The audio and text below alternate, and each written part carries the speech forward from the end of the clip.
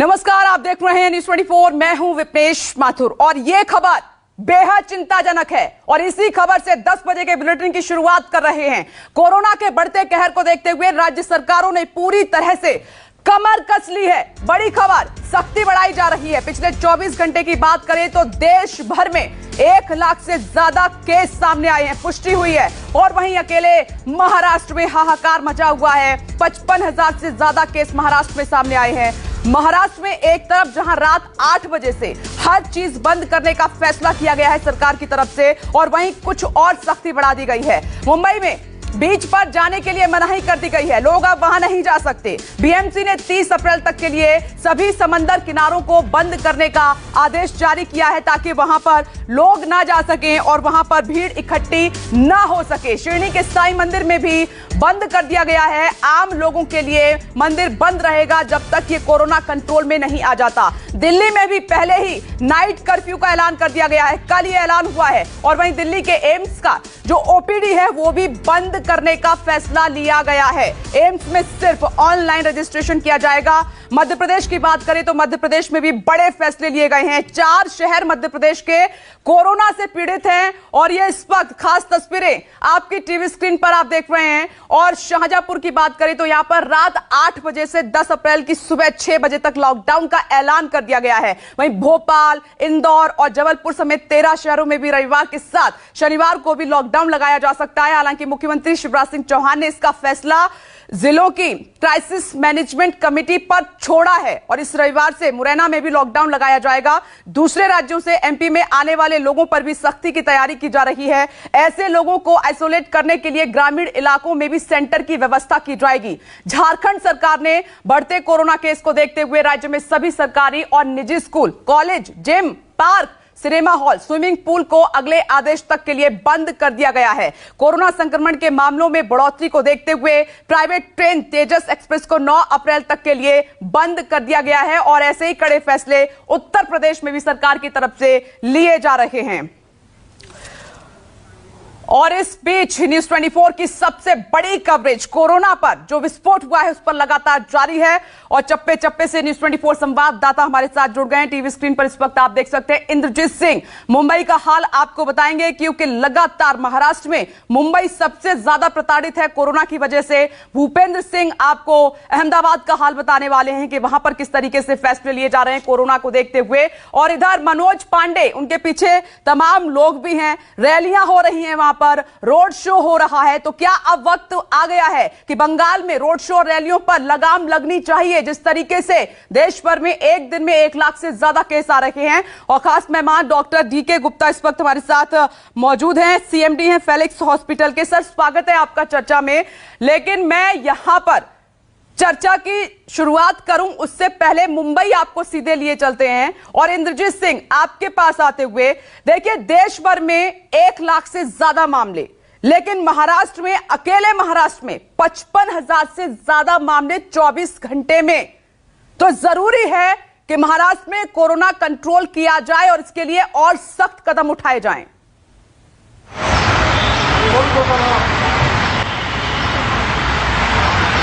जी बिल्कुल विपनेश, जिस तरह से महाराष्ट्र में मामले आ रहे हैं, पूरे देश में जितने मामले आ रहे हैं उसके आधे से ज़्यादा मामले सिर्फ महाराष्ट्र में आ रहे हैं। और जो महाराष्ट्र, खासकर मुंबई की जो मुश्किलें हैं वो भी बढ़ने लगे हैं। मुंबई में नाइट कर्फ्यू लागू है, इसके अलावा मिनी लॉकडाउन लागू है, बहुत सारे दुकानें बंद हैं। आप देखेंगे तो यहाँ पर चारों तरफ दुकानें बंद हैं, बहुत कम लोग यहाँ पर आ रहे हैं।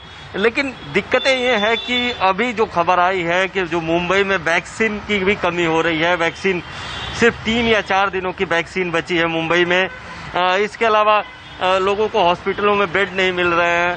आप देखिए कि बहुत सारे दुकानदार यहाँ पर खड़े हुए हैं, दुकानें बंद हैं, लोग परेशान हैं क्योंकि मिनी लॉकडाउन है। बहुत सारी दुकानों को परमिशन दी गई है, बहुत सारी दुकानों को नहीं दी गई है। लेकिन लोगों का सवाल सबसे बड़ा प्रशासन से यही है कि देश में कई जगहों पर रैलियां हो रही हैं, कई जगहों पर जो नेता हैं बड़ी बड़ी रैलियां करते हैं, तो लोगों का सवाल यही है कि आप इतनी बड़ी बड़ी रैलियां करते हैं। मैं यहाँ पर इंद्रजीत जो आपने खबर ब्रेक की है मैं वो दर्शकों को बता देती हूँ क्योंकि ये बेहद चिंताजनक खबर है। मुंबई में सिर्फ 3 से 4 दिन की वैक्सीन बची है। मुंबई में 1,85,000 वैक्सीन की डोज मौजूद है। ये और ज्यादा चिंता का विषय है। वैक्सीन की अगली खेप 15 अप्रैल को आएगी और आप देख रहे हैं कि महाराष्ट्र में खासतौर पर मुंबई में सबसे ज्यादा हालात खराब है। इंद्रजीत, कोरोना केस और ऊपर से वैक्सीन की कमी है और ज्यादा चिंताजनक।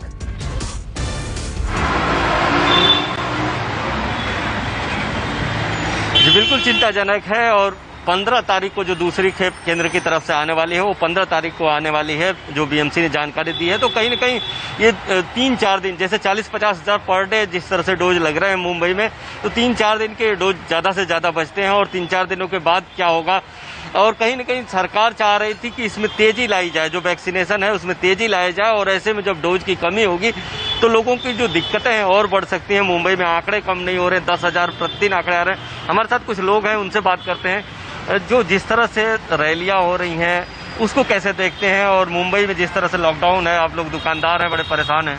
देखिए, हम तो रैली वगैरह में शामिल तो होते नहीं है, बराबर है। हमें तो सिर्फ इतना ही यही चिंताजनक है कि अगर ये वापस से लॉकडाउन हो गया तो जो बेचारे बेरोजगार लोग हैं, जो बेचारे रोज के रोज खाने वाले लोग हैं, वो कहाँ से अपना पेट और घर चलाएंगे। सरकार को उसके ऊपर भी थोड़ा सा ध्यान देना चाहिए। आपको क्या लगता है सरकार को क्या करना चाहिए? सरकार उसके हिसाब से जो भी कर रही है सही कर रही है, लेकिन सरकार को इतना भी ध्यान में रखना चाहिए कि जो रोज के रोज गरीब लोग हैं, जो रोज के रोज खाने वाले लोग हैं, वो अपना घर कहाँ से चलाए। अगर ये वापस से लॉकडाउन लग गया, इंद्रजीत, चारों तरफ से अब समस्याओं का पहाड़ खड़ा हुआ है, सरकार के सामने भी और आम आदमी के सामने भी। लेकिन ये बहुत चिंताजनक खबर आपने ब्रेक की है कि वैक्सीन की कमी हो गई है। ऐसे में वैक्सीन की जरूरत है और कमी, यहां पर गंभीरता से सरकार को सोचना होगा, जल्द आपूर्ति करनी होगी। मैं लौटूंगी कोलकाता, आपको लिए चलते हैं। मनोज पांडे, सीधा सवाल है और गंभीर सवाल है, आप लोगों के साथ भी मौजूद हैं, उनसे बातचीत भी करिएगा कि अब एक दिन में देश भर में 1,15,000 केस, तो क्या वक्त आ गया है कि बंगाल में रोड शो रैलियों पर अब लगाम लगनी चाहिए?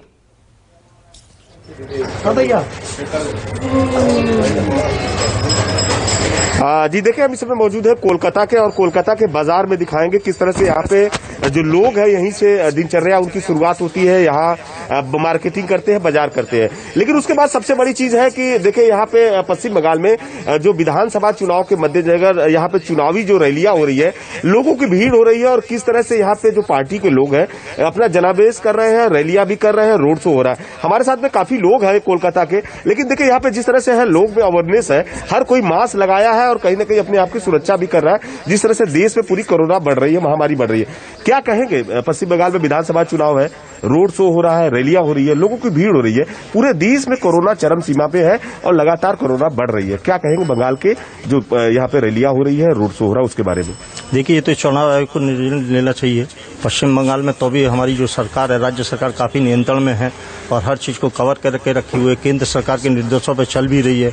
लेकिन और जगह देख रहे हैं जिस हिसाब से कोरोना का प्रोटोकॉल मानते नहीं है, तब भी हमारे पश्चिम बंगाल में काफी तादाद में कोरोना का प्रोटोकॉल मान के चल रहा है। क्या होना चाहिए? रैलियों पर रोक लगाना चाहिए, सभाओं पर रोक लगाना चाहिए, भीड़ को कम करना चाहिए जिस तरह से कोरोना बढ़ रहा है? देखिए, ये तो चुनाव आयोग का प्रोटोकॉल के ऊपर चल रहा है। चुनाव आयोग जिस तरीके से प्रोटोकॉल लेगा, राज्य सरकार को और केंद्र सरकार को मानना ही चाहिए। ये तो चुनाव आयोग के ऊपर डिपेंड करता है। जाहिर सी बात है, देखिए लोग कह रहे हैं कि जिस तरह से यहाँ पे चुनाव आयोग है, चुनाव आयोग कहीं न कहीं इस बातों को कहता है। क्या कहेंगे आप कि रैलियां हो रही है, रोड शो हो रही है, लोगों की भीड़ हो रही है, कहीं न कहीं कोरोना लोगों के बीच में जा रहा है, इस पर रोक लगना चाहिए? हाँ, जरूर लगना चाहिए, बट यहाँ तो जितने हैं सब तो चुनाव, हर जगह चुनाव स्टार्ट हो चुकी है और चुनाव स्टार्ट हो गई है, तो ये सब तो चुनाव आयोग के हाथ में है।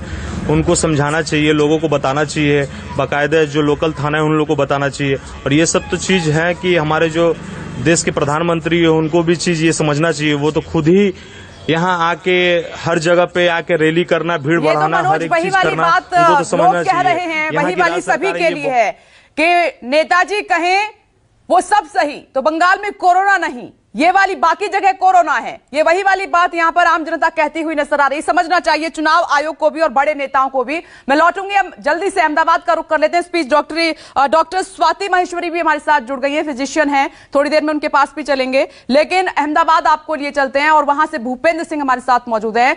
भूपेंद्र, क्या हाल अहमदाबाद में?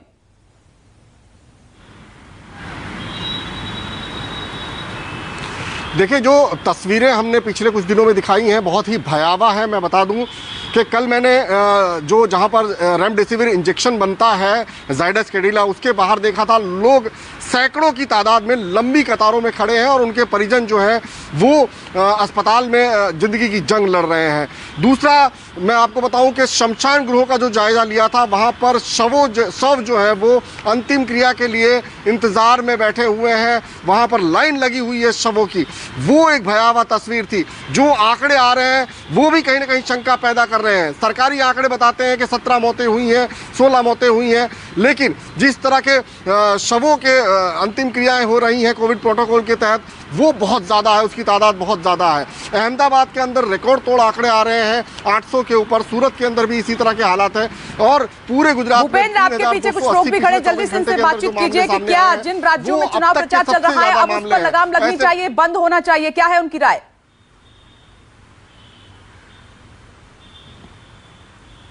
बिल्कुल, इन लोगों से बात करते हैं। आपका नाम क्या है सर?